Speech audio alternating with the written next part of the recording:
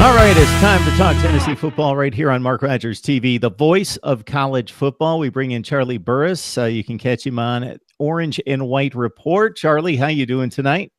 I'm doing very well. Thanks for having me back, Mark. Of course. Always love to get the word from Charlie on his beloved Vols. So, Jeremy Pruitt versus Butch Jones. So you've seen a little bit more of the two to contrast the two through at least spring practice. Your thoughts about the Jeremy Pruitt regime and how things are run maybe a little bit differently? It's definitely been a breath of fresh air right off the top.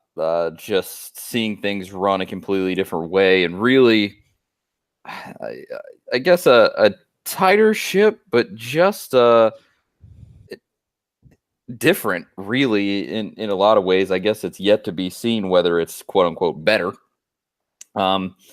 But just the coaches kind of treat the players in a different way, and the interactions are to me more what I would expect from a coach who really knows what he's doing. And specifically the interaction of Jeremy Pruitt with the media compared to Butch Jones has just been miles and miles better, because he's actually honest. He just kind of talks like a normal person. He doesn't try to talk over your head like Butch Jones tried to a lot of time. Doesn't talk around stuff. When he doesn't want to talk about something, he just says, I don't want to talk about that. He doesn't have to come up with some kind of nonsense. But otherwise, I mean, it's really been nice. We haven't been able to see just a whole lot. But I think in general, as far as I can tell, as much as you can take away from spring practice, I think things should be trending up with Pruitt on the sidelines compared to Butch. So there's the sales approach versus the nuts and bolts approach. There's the difference right there, I guess, bottom line. So in terms of the football team, Charlie, what do we know right now about the Volunteers that we didn't necessarily know 15, 16 days ago? Some of the structures of these position groups, because they've really done some fiddling around with where some of these guys are playing. You had, I guess I don't want to get too specific with some of these, just because it's boring to a more general audience, really. But like you had a linebacker or a defensive back that moved to running back. It was playing. You got defensive linemen playing, practicing with the offensive line. They've done some really interesting stuff with those position changes, and they may not be permanent. Jeremy Pruitt hasn't said. I think specifically with the defensive linemen going to the offensive line. The offensive line is just in complete dire straits. It's just a really rough position right now. Butch Jones left that cupboard absolutely bare. And Pruitt, I think, is making contingency plans, saying, hey, we might need you guys at some point during this season to play on the offensive line.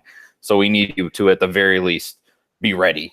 But otherwise, some things like that.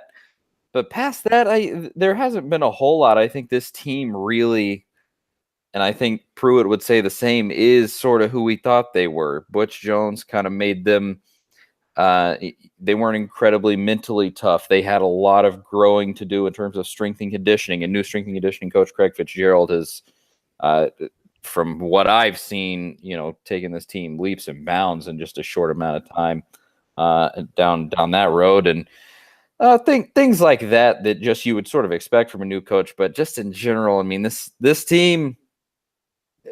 Things could be rough. They're not in awesome shape, as Tennessee fans might hope they would be. But you haven't seen any of the freshmen, haven't seen most of the grad transfers that are kind of come in. So by fall practice, things are still going to change, and maybe some of these position changes will be more set in stone.